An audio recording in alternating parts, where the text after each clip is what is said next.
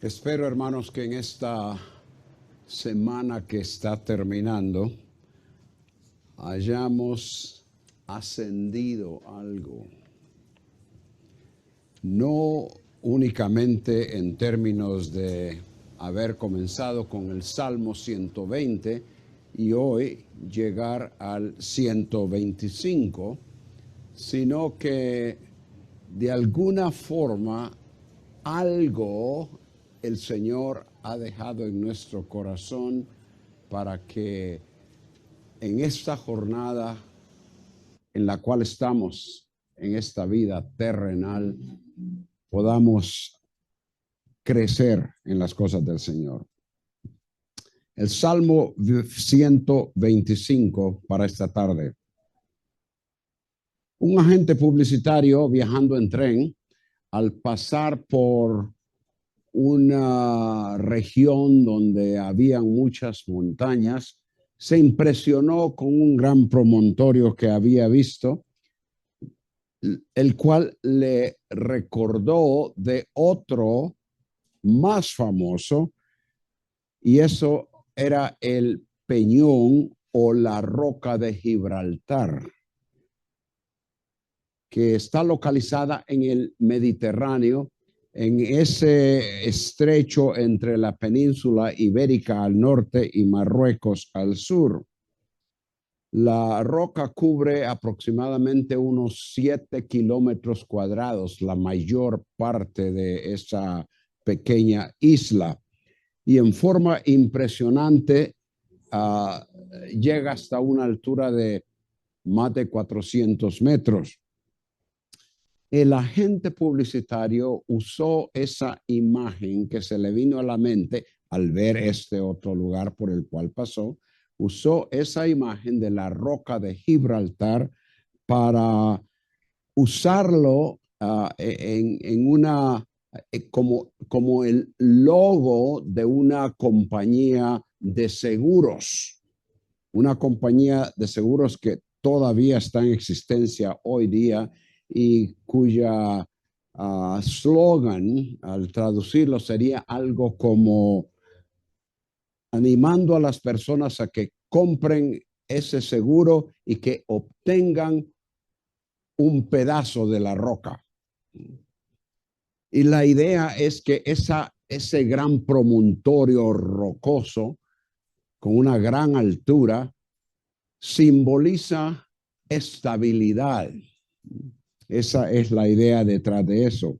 Bueno, en el Salmo 125, el Señor está comunicando al pueblo de Israel y, por derivación, por aplicación a nosotros, también estabilidad, pero no necesariamente estabilidad económica, que cuando me muera tengo un seguro que va a darle esa estabilidad a mi familia. No, está hablando en este salmo de estabilidad, obviamente espiritual, aunque como vamos a ver al examinar el salmo, que hay detalles que habrían tenido que ver como con la estabilidad, la seguridad, la protección, el bienestar que el pueblo de Israel esperaba en el lugar donde estaban, en la tierra que el Señor había provisto para ellos.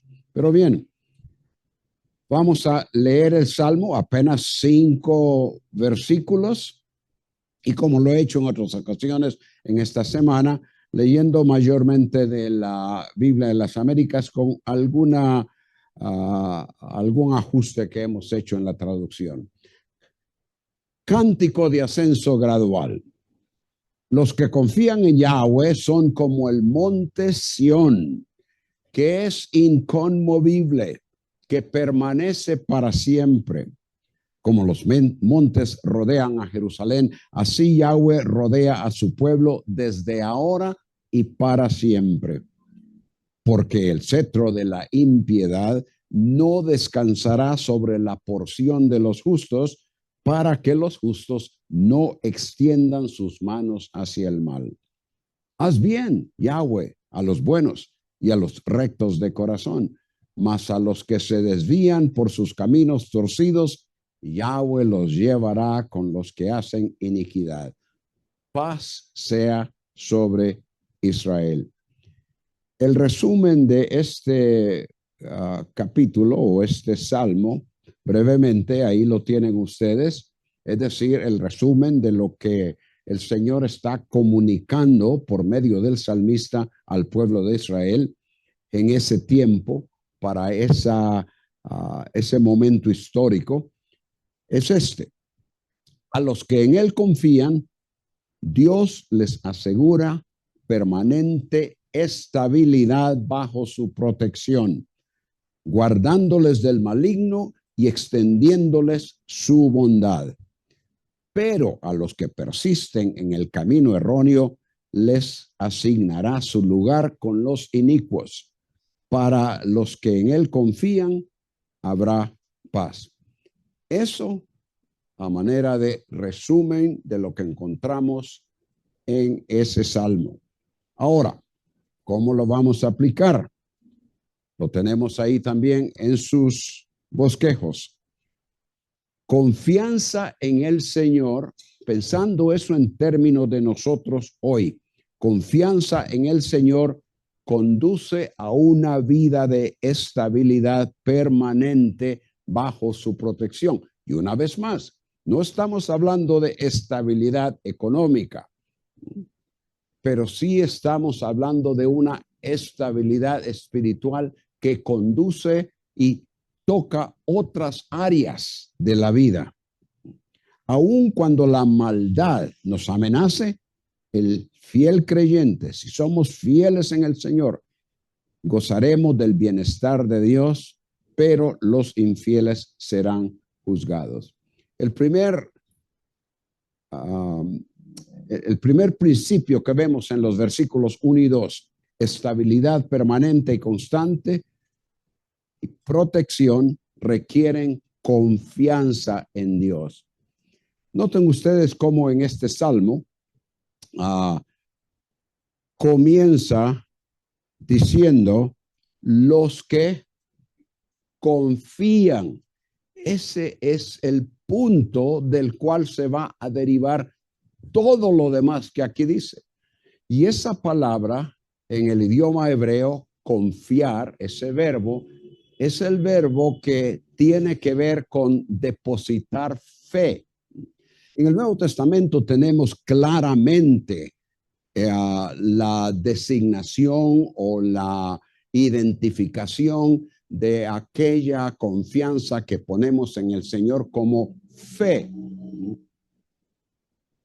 Porque por gracia sois salvos por medio de la fe. Eso es la confianza total que se deposita en el Señor. Bueno, esa es la idea de esta palabra confiar en el Antiguo Testamento. Tenemos ahí confían, los que confían. Y luego, derivado de eso, los que confían, luego se mencionan en varias ocasiones. En el versículo 3 mencionan los justos y se mencionan 2 veces. No descansará sobre la tierra de los justos, es decir, el cetro de la impiedad, para que los justos, una vez más, bueno, vamos a examinar eso de los justos. Y luego en el versículo 4, haz bien, Señor, a los buenos y a los rectos de corazón. De manera que esos justos, esos buenos, esos rectos de corazón, son los que han confiado en el Señor y que por lo tanto tienen esa estabilidad, esa protección que el Señor les brinda y el bienestar que obviamente ellos habrían deseado. El primer principio, una vez más, estabilidad permanente y constante protección requieren confianza en Dios. Versículos 1 y 2. Y aquí vamos a variar un poquito en la traducción. El versículo 1, los que confían en Yahweh son como el monte Sión que no se mueve, dice la Reina Valera, creo que es así forma en que lo dice, que para siempre permanece. Sabemos, hermanos, que muchos, y podríamos aventurarnos a decir, hasta decir que la mayoría de las personas en una sociedad, y podríamos extenderlo a todo el mundo, la mayoría de las personas viven inseguros. No cuentan con la certeza de lo que pueda suceder o que habrá de suceder en su vida, en su hogar, en su empleo, en cualquier otro aspecto de sus vidas. Y ese problema no es nuevo. Podríamos decir que a través de la historia del ser humano, eso lo encontramos, inestabilidad e incertidumbre. Y en los tiempos bíblicos no había diferencia. Eso no quiere decir que es imposible tener seguridad, pues es precisamente lo que el Señor está tratando de comunicar en el Salmo 125, que sí es posible tener esa estabilidad, seguridad, protección. Cuando pensamos en una roca o montaña, tal como ese agente publicitario que se le vino a la mente, la roca de Gibraltar, es obvio que al ver una gran montaña que parece que ha estado ahí por años, siglos y quizás hasta milenios, nos da la idea de algo estable que no se va a mover, al menos que haya un gran terremoto. Pero por lo general, pensamos que una montaña, ya sea de roca o bien con vegetación, inspira estabilidad y firmeza. Y la Biblia compara la vida firme y segura con el monte de Sión, que es el lugar donde se estableció la ciudad de Jerusalén. Sión era un sitio considerado seguro e inmovible ante la amenaza del enemigo. Tal era esa seguridad que en varios lugares, a través de los salmos en particular, encontramos esas expresiones que nos hablan de firmeza en términos de permanencia eterna, como lo dice este versículo. Dice que para siempre permanece. Cuando habla de para siempre, en el contexto antiguo testamentario, mayormente estamos hablando o se pensaba en términos de algo que habría de continuar, no en el sentido de como nosotros podríamos pensar en la eternidad, pero la continuidad, que año tras año, tras siglo, tras milenio, esto habría de permanecer así. Esa es la idea. Para los habitantes de Judá, de Jerusalén, la capital del reino, era inconmovible. Sión originalmente se consideraba el área rocosa donde estaba localizada la fortaleza de los jebusitas, la ciudad jebusita que David conquistó, recién había sido instalado como rey, que conquistó esa ciudad y la estableció como su capital con el nombre de Jerusalén. Con el tiempo, Sión, que como dije originalmente era esa área rocosa, vino a cubrir la ciudad de Jerusalén, y también una vez que el templo fue construido adyacente a esa área rocosa, toda esa área vino a ser considerada como Sión, vino a aplicarse a toda esa área. Y ya que Jerusalén fue el lugar que Yahweh, que Jehová escogió para poner ahí su nombre, el lugar vino a estar bajo su protección. Y estando bajo su protección, entonces el concepto, la idea que se comunicaba y que los israelitas fieles creían es como dice aquí, que como el monte de Sión no se mueve y permanece para siempre, ahora, una vez que se dice eso, se hace la comparación con personas que han confiado en el Señor. Ahora, lo que hacía a Sión inconmovible, que no se podía mover, que no se podía tambalear, a propósito, en realidad es cuando dice Reina Valera que no se mueve, o bien como dice la Biblia de las Américas, que es inconmovible, esa palabra literalmente significa tambalearse, no se tambalea. Y es una palabra que se usa en otros contextos como Isaías capítulo 40, versículo 20, con referencia a los ídolos, que para que no se tambaleasen mientras los llevaban de un lugar a otro, ¿qué hacían? Los clavaban para que no se tambaleen. Entonces, esa es la idea, que no se mueve, no se tambalea, está segura. Y ese caso de firmeza y estabilidad de Sión es obvio, no se tambalea. ¿Por qué? Porque Yahweh es quien la sostiene. Él está presente allí en Jerusalén, el lugar de adoración, el lugar donde Él se manifiesta a su pueblo. Es allí precisamente, originalmente, la tienda con el arca que David estableció y un poco tiempo después el templo que Salomón construyó. Dios explica en este versículo 1 que una vida segura de permanencia, de continuidad, de estabilidad se obtiene no con una autoconfianza, sino que ni tampoco dependiendo de sí mismo o en las habilidades propias o en recursos personales, sino que confiando totalmente en Él, el verdadero Dios que se reveló en las Escrituras por medio de los profetas.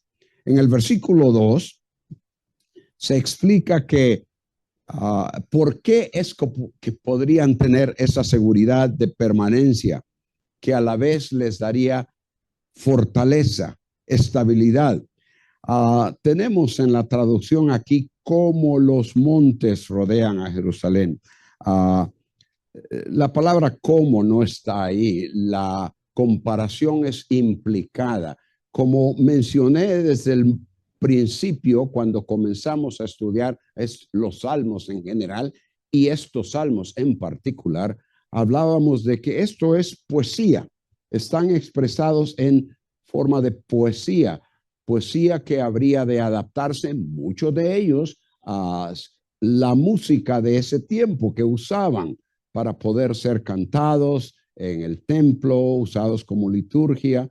Pero bien, en todo caso, esta es la forma en que literalmente este versículo lee: Jerusalén, los montes alrededor de ella, y Jehová alrededor de su pueblo, desde ahora y para siempre. Esa es la forma en que de una manera dramática prácticamente se expresa lo que aquí está sucediendo. Como dije, el cómo es implicado.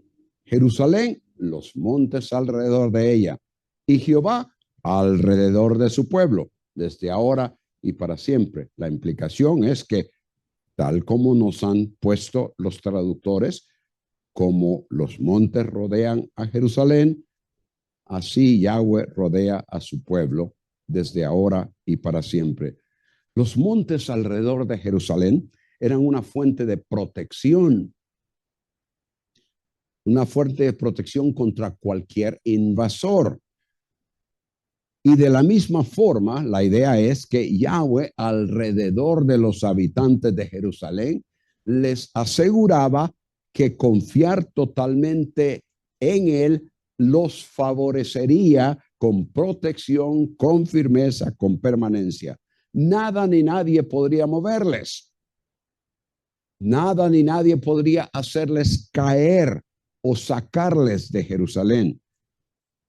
Y allí, entonces, continuamente gozarían del favor de Dios. Isaías 3:15 dice, como aves que vuelan, así protegerá a Jehová Jerusalén, la protegerá, la librará, perdonará y rescatará. La presencia protectora de Dios fortalecía y afirmaba a todos los habitantes. ¿Sería ese el caso? ¿Era esta una promesa tal como dice ahí, que todos los habitantes serían protegidos? No, obviamente que no. Dice, los que confían en Jehová. Y eso implica que no todos habrían de confiar, que fue precisamente el caso a través de toda la historia, tanto de Israel como de Jerusalén en particular. En Latinoamérica, obviamente, como dijimos ya hace unos momentos, muchos viven en inseguridad e incertidumbre. La pregunta, ¿podremos permanecer? ¿Podremos continuar? Hay inseguridad, y ustedes lo saben muy bien, por inestabilidad política, corrupción, pobreza, desempleo, delincuencia y en las últimas décadas, violencia y peligro que generan los cárteles con el tráfico de drogas, además de las maras con la extorsión. Humanamente es imposible alcanzar seguridad porque a la mayoría les afecta la inestabilidad, además de los problemas sociales a los cuales me he referido. También se encuentran los problemas personales, momentos adversos, enfermedades, enemistades, falta de empleo, problemas con hijos, problemas matrimoniales. Y por lo tanto, en vez de estabilidad y seguridad, hay en un gran número de personas preocupación, incertidumbre, ansiedad. Ahora, en el tiempo cuando el Salmo fue escrito, los que confiaban en Dios, en el Dios de Israel, ellos esperaban que el peligro y las amenazas desaparecieran. Ahora, podemos esperar, es decir, la población en general, podemos esperar hoy nosotros también lo mismo. Cuando digo nosotros, me refiero a la población en general. Podemos esperar que lo que produce incertidumbre e inestabilidad desaparezca y así poder tener seguridad de permanencia, como dice ahí, permanece para siempre. No. Y lo decimos no por ser pesimistas, sino por ser realistas. Pues así como hubo muchos en Israel que no confiaron en el Señor, no confiaron en el Dios que había demostrado a través de los siglos su poder, su amor, la realidad de sus promesas, así como hubo muchos que no confiaron en ese Dios y le rechazaron. Y Dios al fin tuvo que enviar una nación para destruir y sacar de ahí, de ese lugar que les había dado, sacarlos de ahí y enviarlos en cautiverio. Así también hoy, la mayoría de las personas no confía en el Dios de la Biblia. Y el mundo y la sociedad en general se ha apartado de él. Por lo tanto, eso nos dice que tal como Israel no pudo tener la permanencia que Dios deseaba darles, la estabilidad y la seguridad y protección que Él de continuo deseaba proveer, así tampoco con nosotros hoy. Y una vez más, ese nosotros tiene que ver con la población en general. Porque así como hubo algunos en Israel que sí confiaron en el Señor, así también hay algunos que confiamos en Él hoy día. Pero en términos generales, la situación no parece tener algo que verdaderamente pueda aplicarse en términos de protección, seguridad, estabilidad. Hay estabilidad permanente para el que pone su confianza en el Señor, pero no puede esto aplicarse a todo el mundo. Y ese es el problema que aparece muchas veces en el sentido religioso, ¿no? Muchas personas que son religiosas hablan de la paz, la seguridad, una mejor situación, pero no puede haber tal cosa hasta que la persona ponga su fe en el Dios de la Biblia y lo que Él ofrece, la forma en que Él ofrece esa estabilidad, esa seguridad en la persona del Señor Jesús. En el caso de Jerusalén, el Señor la mantuvo firme y estable por largo tiempo, siendo muy paciente, esperando que la población en general en algún momento llegase a confiar en Él y que lo demostraran en obediencia. Pero a través de los años, en los diversos periodos históricos, pocos fueron los que verdaderamente confiaron en Él. En el año 701, cuando Ezequías era el rey, esto lo encuentran en Isaías capítulos 36 y 37, si quieren anotarlos y después leer esos capítulos.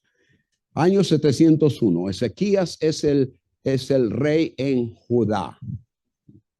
Los asirios, que eran el poder que dominaba en ese tiempo toda la región, los asirios antes de los babilonios, por medio de Sennacherib, uno de los reyes que hizo que Asiria fuese precisamente ese gran poderío, amenazó a Judá y tomó control de muchas de las ciudades de Judá y llegó hasta Jerusalén y la sitió.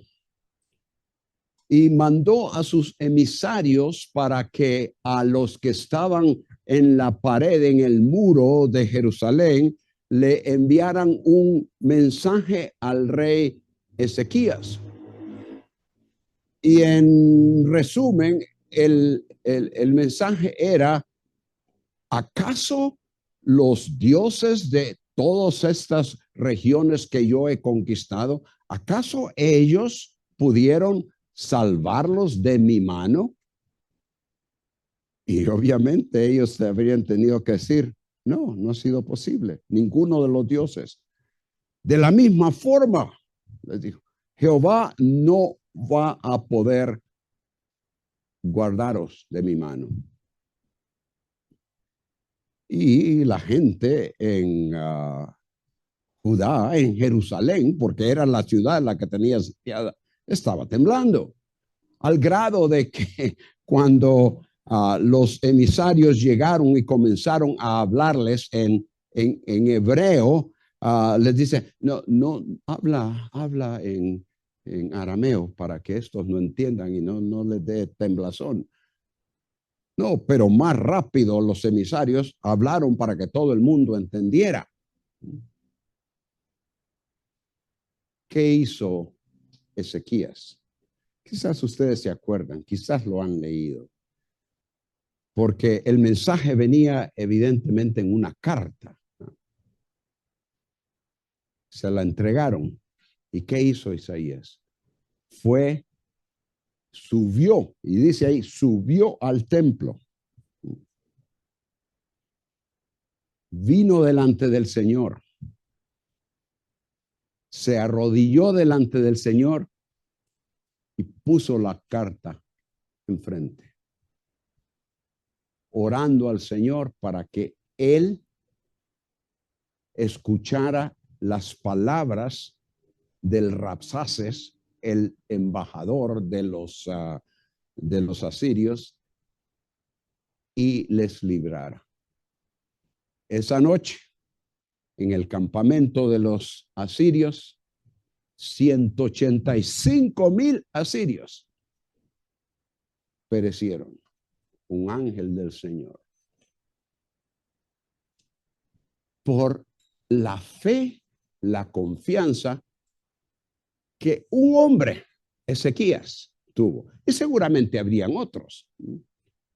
Estaba Jeremías, estaba Hulda, la profetisa, y seguramente unos cuantos más. Baruch, el secretario de Jeremías, seguramente, y unos cuantos. Pero ellos, y con esa confianza de ellos, el Señor continuó teniendo paciencia para Jerusalén. Ese lugar que él había designado como inconmovible, el monte de Sión. Pero llegó el momento que, porque no había confianza en él, vino la destrucción. Ya después del cautiverio, cuando hubo un retorno a Judea, y de eso vamos a ver el salmo para mañana tiene que ver con eso. Después del cautiverio, cuando hubo un retorno a Judea, Israel esperaba la seguridad, la justicia, la prosperidad del reino anunciado por los profetas. Y aún en el periodo del Nuevo Testamento, los discípulos le preguntaron al Señor antes de que ascendiera, ¿restaurarás ahora el reino? Pero una vez que el Mesías vino y fue rechazado, el énfasis para nosotros cambia. Ya no estamos hablando de estabilidad, de protección, de permanencia de un lugar en sí, sino que dice Primera de Pedro, capítulo 1, versículos 3 y 4. Dios nos hizo renacer para una esperanza viva, para una herencia incorruptible, incontaminada e inmarcesible, reservada en los cielos, para los que somos guardados por el poder de Dios mediante la fe, la confianza total en Él, para alcanzar la salvación que está preparada para ser manifestada en el tiempo postrero. Ya hemos experimentado esa salvación, pero cuando habla de para ser manifestada en el tiempo postrero, nos indica la total manifestación de lo que esa salvación involucra, presencia delante del Señor. Esa es seguridad. Esa sí es seguridad. Es la confianza en Él y el hecho de la presencia divina a través del Señor Jesucristo, el Espíritu Santo en nosotros, que da estabilidad permanente y constante protección. Cuando esa confianza, y aquí está la situación, sí, tenemos esa confianza de una permanencia, de esa estabilidad para siempre. Eso es lo que el Señor ha prometido, pero estamos aquí en esta tierra, en esta jornada, en esta peregrinación en la cual somos afectados con todo lo que está a nuestro alrededor. Entonces, cuando esa confianza se debilita, entonces, ¿qué? Ahí tambaleamos. Cuando esa confianza comienza a fallar y ya no expresamos con nuestra mente, con nuestro corazón, con nuestras acciones, con nuestra palabra, con nuestra dedicación, cuando ya esa confianza no es lo que debe ser, entonces ahí es cuando tambaleamos. Nuestra seguridad eterna permanece, pero la estabilidad de nuestra vida espiritual ahora requiere constante confianza y dependencia del Señor. Eso no quiere decir que lo que Él ha prometido no se cumplirá. Un día habrá una conversión nacional para Israel. Y como dice Pablo en 11:26 de Romanos, todo Israel será salvo. De manera que esa estabilidad permanente para Israel en el futuro todavía está pendiente. Entonces, estabilidad permanente y constante protección requieren confianza en Dios. Versículos 1 y 2. En el versículo 3 tenemos el segundo principio que de aquí derivamos. A los fieles, Dios los protege de la mala influencia y del pecado. Dice el versículo 3, porque no descansará el cetro de maldad sobre la porción de los justos, para que no extiendan los justos sus manos hacia la maldad. El cetro se refiere obviamente a la autoridad gubernamental en Israel, que era el rey. Al agregarle el calificativo maldad, cetro de maldad, a ese símbolo de autoridad, pareciera indicar que el salmo fue escrito en un tiempo cuando el rey era uno de los muchos que la Biblia comenta que hizo lo malo ante los ojos de Jehová. Cuando habla del cetro de maldad, que se refiere a algo que está sucediendo en ese tiempo, entonces nos indica que había un rey que no confiaba en el Señor y que más bien por ser cetro de maldad, por ir en contra de lo establecido por el Señor, entonces más bien perseguía a los que sí confiaban en el Señor. Como tenemos el caso muy claro con Jeremías. El pobre Jeremías sí que aguantó al punto que dijo, ya no voy a hablar más de él. Cada vez que hablo mi boca y digo Jehová, me meto en problemas. ¿Pero qué? La palabra de Dios era como fuego en mis huesos.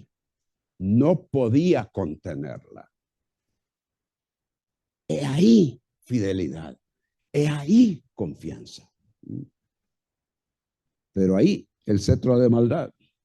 La maldad en Israel. ¿Cómo se determinaba la maldad en Israel? Bueno, por la desobediencia, la rebeldía, la falta de sumisión a la ley de Yahweh, la cual establecía principios de justicia, de ética, de moral, que reflejaban la naturaleza santa del Señor.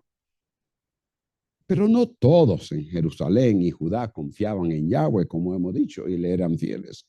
Largos fueron los periodos cuando los reyes y el pueblo, actuando de la misma manera, vivieron espiritualmente en inestabilidad, inseguridad, incertidumbre. Para los que sí eran fieles y que confiaban en él, el problema no era tanto el enemigo extranjero, sino que la injusticia y la opresión de la cual eran objetos en su propia tierra a causa de la desobediencia a la ley del Señor. La mención de el cetro de maldad indica dos cosas. Una, el presente en ese tiempo cuando la autoridad alejada del verdadero Dios controlaba la dirección maligna en que el pueblo se orientaba. Y la otra es que el Señor, Yahweh, Jehová, promete que ese ambiente de maldad no permanecería. Dice, no descansará el cetro de maldad sobre la porción de los justos. La idea de descansar, reposará, es lo que dice la Reina Valera. No reposará. Eso significa la idea de reposar o descansar. Tiene que ver obviamente con quedarse, permanecer, estar ahí. La porción es el territorio o la parte que el Señor asigna, lo que les corresponde, lo que Él les da a los que son justos, a los que son fieles, es decir, a los que se conducen correctamente delante de Él y de los demás. Eso significa que aunque en ese momento la maldad gubernamental ejercía poder, llegaría el momento cuando desaparecería. Los justos no tendrían que vivir todo el tiempo y ser atormentados por esa situación. El Señor promete que llegaría el momento cuando esa gran dificultad en la cual ellos vivían terminaría. Y el propósito, noten ustedes, para que cada vez que leemos en el texto bíblico, ¿para qué? Nos indica propósito. ¿Para qué? Este es el propósito por el cual el Señor dice que ese cetro de maldad no habrá de descansar, no habrá de estar presente todo el tiempo en la porción, es decir, el territorio, lo que el Señor les ha dado a los justos. No permanecerá. ¿Para qué? No extiendan los justos sus manos hacia la maldad. Y es aquí donde entra lo que he mencionado como la protección del Señor sobre los justos. Es decir, para que los que confiaban en Jehová y vivían conforme a la justicia divina, no fueran influenciados por el ambiente de desobediencia que bajo la continua presión les podría llevar a desobedecer al Señor, seguir la corriente y caer en pecado. Dice el Señor, no, va a haber un momento cuando lo voy a quitar. El Señor sabe que mientras estamos en la carne, es posible que la presión llegue a ser en determinado momento tanta que entonces caemos. Pero ustedes se acuerdan de ese versículo tan bien conocido del 1 Corintios capítulo 10, versículo 13. No ha sobrevenido ninguna tentación que no sea humana, pero fiel es quien Dios, que no os dejará ser tentado más de lo que podéis resistir, sino que dará juntamente con la tentación la salida para que podáis soportar. Aquel periodo de maldad habría sido una prueba, una verdadera prueba para la fidelidad de los creyentes. ¿Cómo responderían? ¿Seguirían confiando en la protección de Yahweh? El versículo en realidad es una promesa que se realizaría en el periodo inmediato. En otras palabras, el Señor estaba diciendo que en el periodo en el cual estaban viviendo, en el periodo cuando el Señor condujo a este escritor a expresar estas palabras de confianza, que Él pondría fin a esa difícil situación. Sin embargo, en términos generales, al pensar en nuestra situación hoy, debemos de recordar que la Biblia presenta como un hecho que los que confían en el Señor habrán de atravesar tiempos de aflicción y de prueba. El Salmo 119, versículos 50 y 51. El escritor dice, este es mi consuelo en la aflicción. Tendré y tengo aflicción, dice el escritor. Este es mi consuelo en la aflicción, que tu palabra me ha vivificado. Los soberbios me insultaron en gran manera. He ahí la aflicción, he ahí la dificultad. Sin embargo, no me he apartado de tu ley. Me acuerdo de tus ordenanzas antiguas, oh Señor, y me consuelo. Si tu ley no hubiera sido mi deleite, entonces habría perecido en mi aflicción. Y ahí el poder de la palabra de Dios para sostener, para ayudar a aquel que está en aflicción. En Filipenses 1:29, a vosotros os es concedido a causa de Cristo, no solo que creáis en él, sino también que padezcáis por él. Y Romanos 8, conocemos bien el versículo 28, pero que del 18, las aflicciones del tiempo presente. Aflicciones del tiempo presente, dice Pablo, no son comparables con la gloria venidera que en nosotros ha de manifestarse, pero ahora las tenemos. Dios, aunque permite que los que confían en Él sean sometidos a aflicción y pasen por pruebas, nos protege para que no caigamos en tentación y así que nos mantengamos alejados del pecado. La totalidad de esa promesa de que el cetro de maldad no permanecerá, si bien es cierto que en el contexto inmediato el Señor estaba diciendo que llegaría el momento para ellos en los cuales ya eso no sucedería, en realidad la totalidad de esa promesa no se llevará a cabo sino hasta que el gobierno perfecto se establezca bajo el Rey justo. Jeremías 23:5.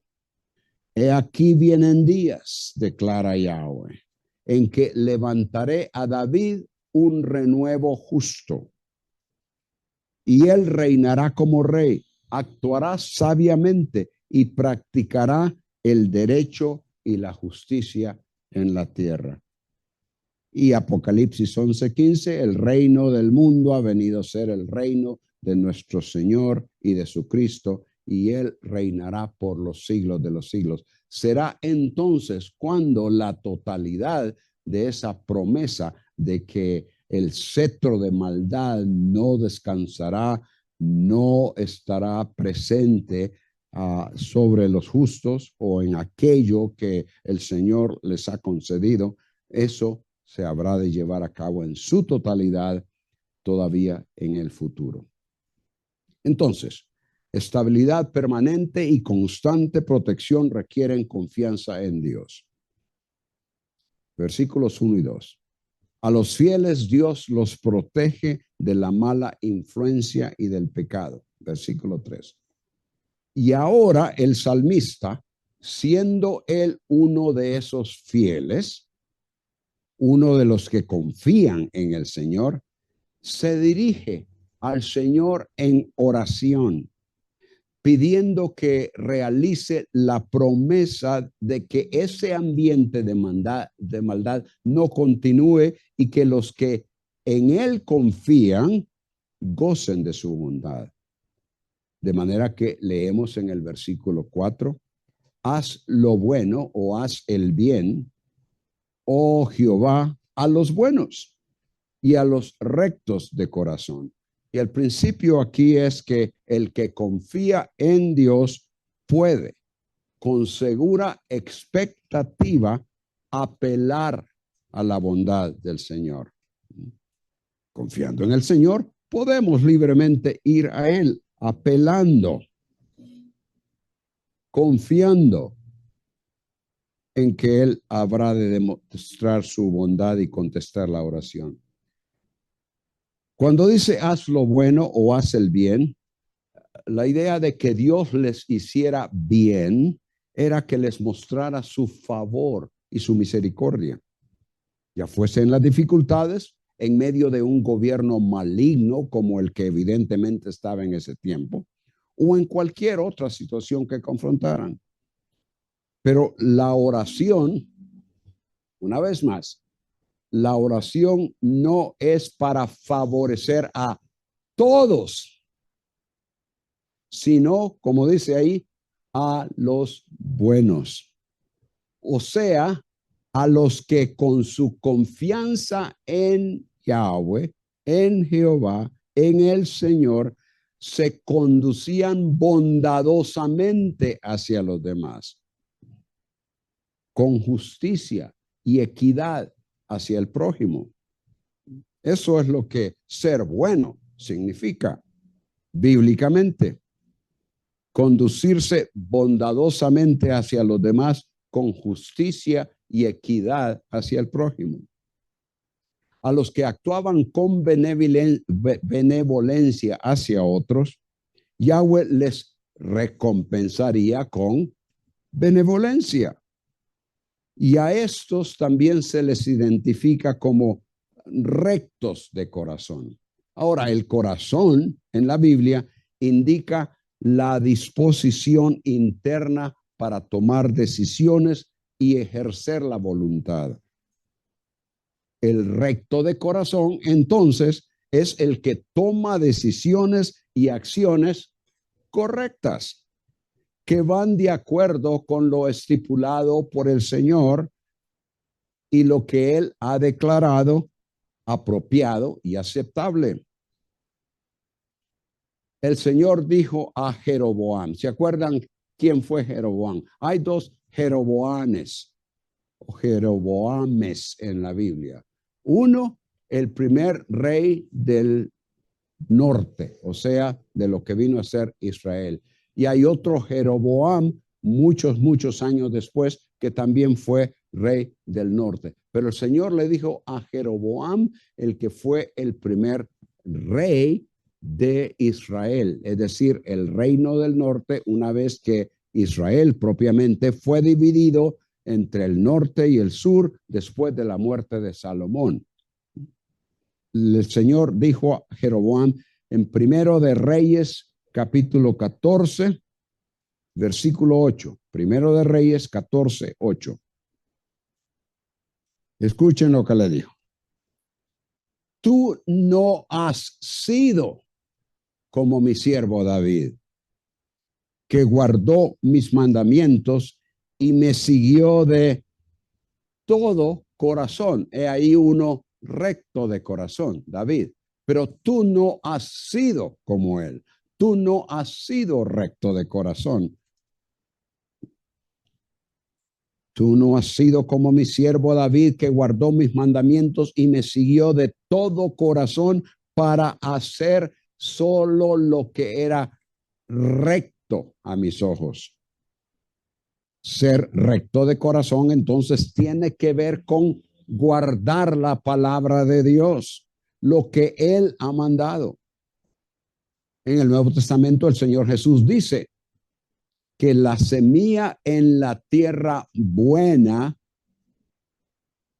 la describe como los que han oído la palabra con corazón recto y bueno, y la retienen y dan fruto con su perseverancia. Aquí también vemos un corazón recto que implica disposición a la palabra, retención, aplicación y obediencia a ella. La oración, cuando dice, haz lo bueno o haz bien, o Yahweh a los buenos y los rectos de corazón, entonces es por el bien de los que con firme determinación en lo interno de su ser, de su vida, de su corazón, hacen el bien estipulado por Dios, no el bien que yo creo que es bien o el bien que la sociedad me dice que es bien, o que los psicólogos o otros ólogos nos dicen que es bien, sino lo que es bien de acuerdo con lo estipulado por Dios. La pregunta, ¿podía el rey maligno y su séquito orar, haz bien a nosotros, y esperar que Dios contestara? Obviamente no. Y sin embargo, seguramente sucedió. ¿Cómo sucede hoy? Que personas que no son fieles al Señor, que no han recibido a Cristo, que ni piensan, ni se les cruza por la mente la veracidad de la palabra de Dios, de la grandeza, santidad, fidelidad de Él, lanzarán un mensajito de emergencia al Señor para que les haga bien. Y aquí puede surgir otro problema más serio que eso. Porque si bien es cierto que esas personas que no conocen al Señor y que lanzan una oración a Él en desesperación cuando no encuentran ninguna otra salida, o que lo hacen por alguna tradición en la cual han crecido, pero que no conocen de Él, no pueden esperar que Dios les bendiga y que les ayude y que les conteste. Lo serio, lo trágico es que hay personas que asisten al culto el domingo a la iglesia evangélica, pero nada más. Y que lanzan esos mensajes de emergencia cuando tienen una gran dificultad.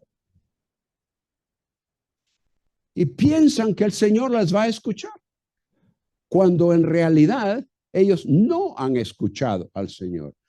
Un caso interesante es el de Josías, allá en Segunda de Crónicas, capítulo 34, que cuando él envía a Hulda la profetisa para que consulte al Señor acerca de todas aquellas cosas que ha leído él en el libro de la ley que recién ha sido encontrado allí en el templo cuando estaban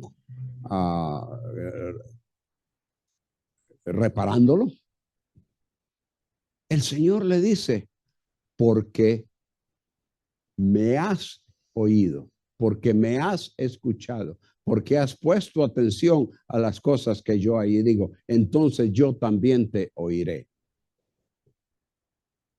Entonces se hace necesario que en realidad escuchemos al Señor y que reaccionemos con un corazón tierno a la palabra que Él nos ha dejado aquí, para que entonces legítimamente podamos decir, Señor, haz bien, contesta esta oración. Hay rectitud en mi corazón, tú lo conoces, pero sencillamente porque por tradición somos evangélicos, esa es otra cosa. Obviamente el Señor es soberano y Él puede contestar la oración del más vil y maligno y todo otra cosa mala que podamos decir acerca de Él. Él puede hacerlo. Pero según lo que tenemos, como podríamos decir, lo normal en la Biblia. Lo que la Biblia nos enseña en cuanto a la oración y dependencia, seguridad, firmeza, es a aquellos que son rectos de corazón. Primera de Pedro 3:12. Lo citando, y aquí cita el Salmo 100, lo que Pedro está haciendo es citando el Salmo 34. Dice, los ojos del Señor están sobre los justos. Y los justos son los que hacen lo recto.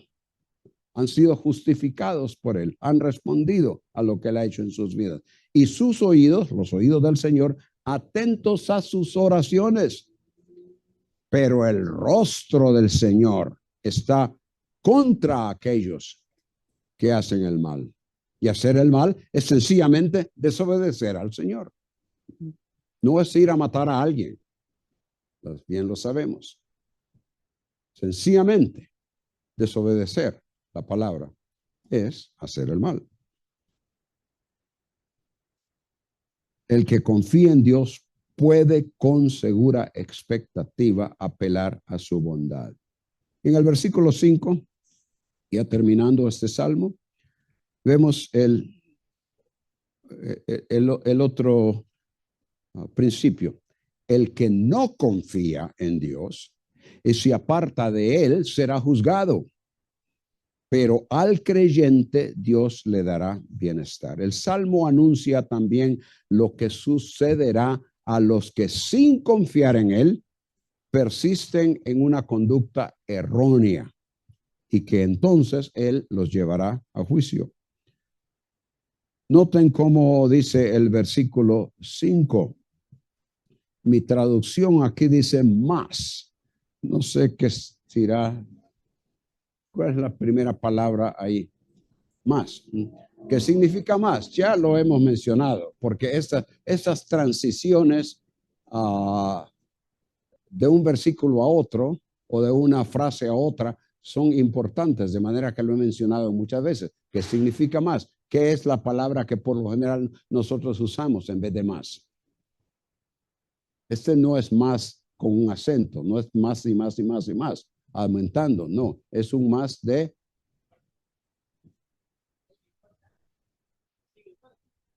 Okay, sin embargo, algo más directo. ¿Qué es la palabra que por lo general usamos en vez de más? Pero, exactamente, pero. El Señor ha dicho, haz bien, Señor, a los buenos por medio del escritor y a los rectos de corazón. Más, pero, en contraste, a diferencia de los rectos de corazón, a los que se desvían, notan ustedes el contraste aún mayor aquí, rectos, son rectos de corazón, su corazón actúa, su vida, su mente, todo lo que hacen y son, actúan de acuerdo con la palabra del Señor, con rectitud, más los que ¿qué? Se desvían. Los que se desvían por sus caminos torcidos. Los caminos del Señor son rectos, pero los caminos del hombre son torcidos. Mas los que se desvían por sus caminos torcidos, el Señor los llevará con los que hacen iniquidad. Desviarse de la rectitud establecida por Dios e insistir en una conducta errada tiene serias consecuencias.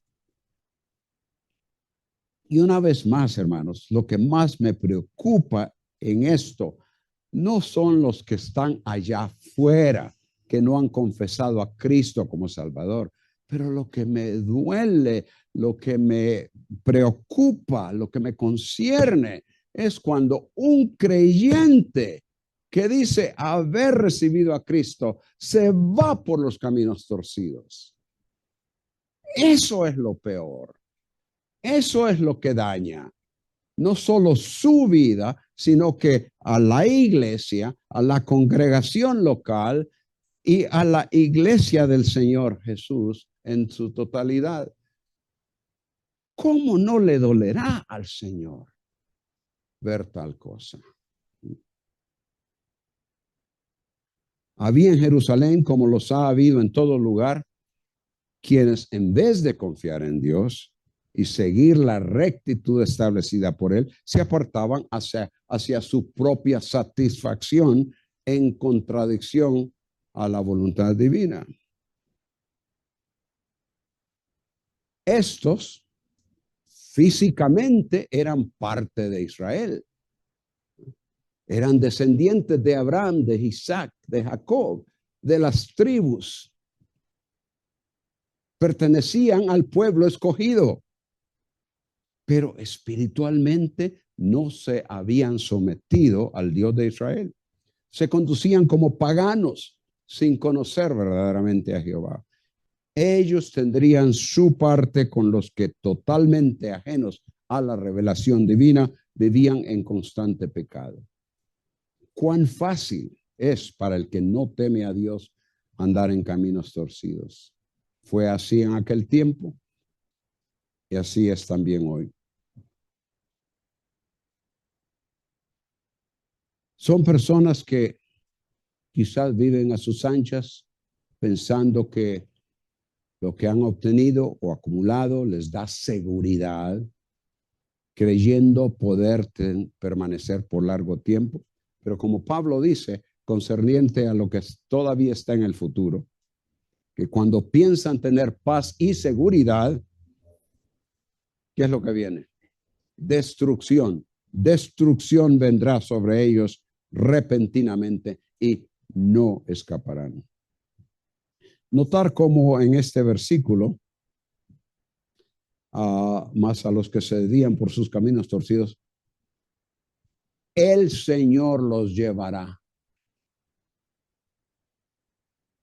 Él, como juez justo, es quien les asigna y los conduce al lugar donde están los que continuamente viven en pecado. Israel en general pensaba que por descender, como dije, de Abraham, Isaac y Jacob, se favorecería recibiendo siempre la benevolencia de Jehová. Pero ese no sería el caso. Para los que sin confiar en Yahweh se apartaban de él para seguir sus propios caminos y voluntad. He aquí el peligro de las personas hoy, como hemos mencionado. El Señor Jesús dijo, Señor, les dijo que habrían unos que dirían, Señor, Señor, no profetizamos en tu nombre y en tu nombre echamos fuera demonios y en tu nombre hicimos muchos milagros. Todo lo hicimos como debimos de haberlo hecho religiosamente. Y él entonces les declarará, ¿se acuerdan? Jamás os conocí. Apartados de mí. Paz en el Antiguo Testamento, cuando dice ahí, paz sea sobre Israel, lo cual es una oración por parte del escritor, paz sea sobre Israel. Paz significa bienestar total, incluyendo salud, prosperidad, satisfacción, contentamiento en el contexto de lo que habría sido para Israel. Y eso obviamente conduciría a una vida firme, estable, que refleja confianza en el Señor, agradecimiento. Y así viviría el que creyendo en su corazón en la grandeza, el poder, la santidad del Dios de Israel, se sometía a él y se conducía honrándole con obediencia.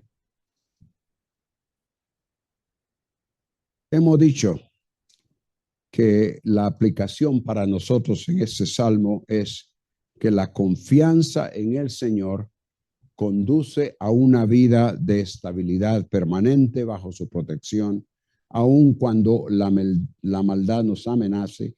El creyente fiel, si somos fieles, gozaremos del bienestar de Dios, pero los infieles serán juzgados.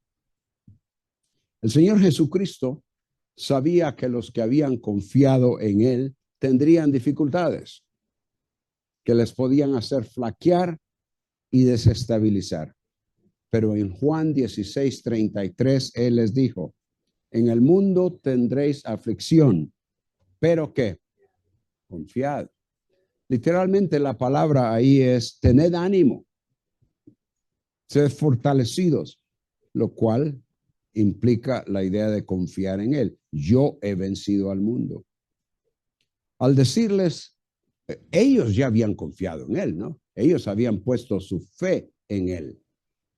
Pero les dice ahora otra vez, confiad, cobrad ánimo, porque yo he vencido al mundo. Al decirles de nuevo, confiad, tened ánimo, enfatizó la necesidad de una confianza continua, dependencia de momento a momento en cada una de las situaciones que les pudieran infundir temor. Solo Dios, y lo sabemos los que aquí estamos, a través de Cristo da firmeza, estabilidad, fortaleza y seguridad a la vida, con paz para ahora y para la eternidad.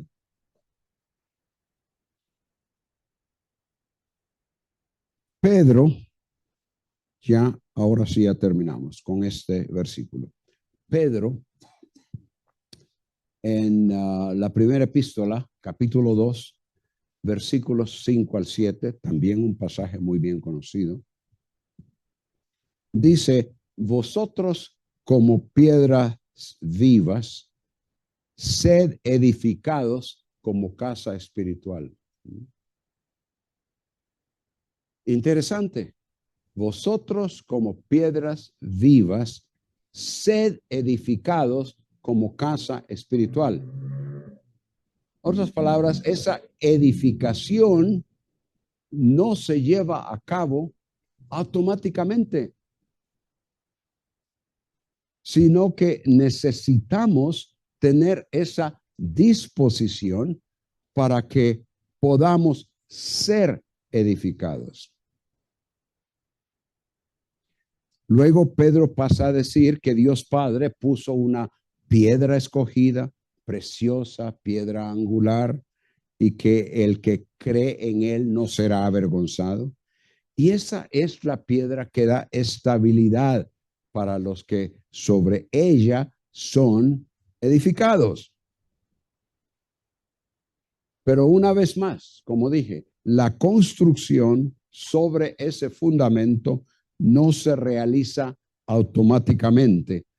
Cada uno es participante en la edificación, que es lo que tenemos ahí en Primera de Corintios, capítulo 3, versículo, comenzando con el versículo 10 y muchos otros versículos después.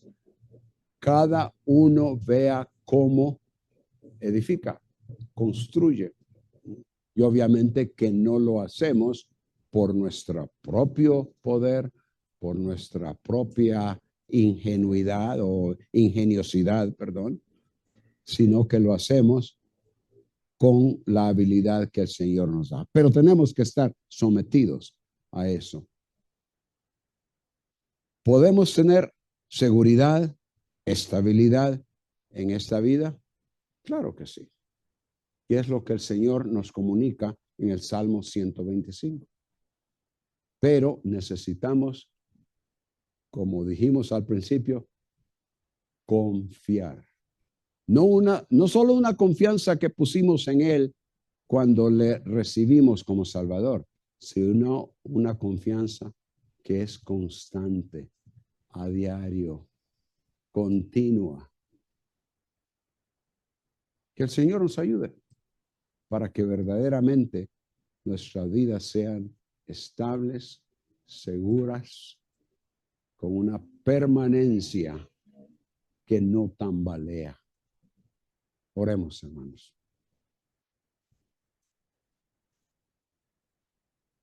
Nuestro Padre, confesamos que han habido muchas ocasiones en nuestras vidas cuando tambaleamos, cuando nos sentimos inseguros. Y confesamos que la razón, Señor, es porque hemos dejado en algún momento de confiar en ti y hemos confiado en alguna otra situación, persona, habilidad o cualquier otra circunstancia que pensamos será la solución. Ayúdanos, Señor, a ser continuamente edificados sobre ese fundamento que tú has colocado como la piedra angular. No permitas que nuestra mente, nuestros ojos, nuestro sentir pueda orientarse a nada más aparte de la estabilidad, seguridad, fortaleza y firmeza que el Señor Jesucristo nos ofrece. En su nombre.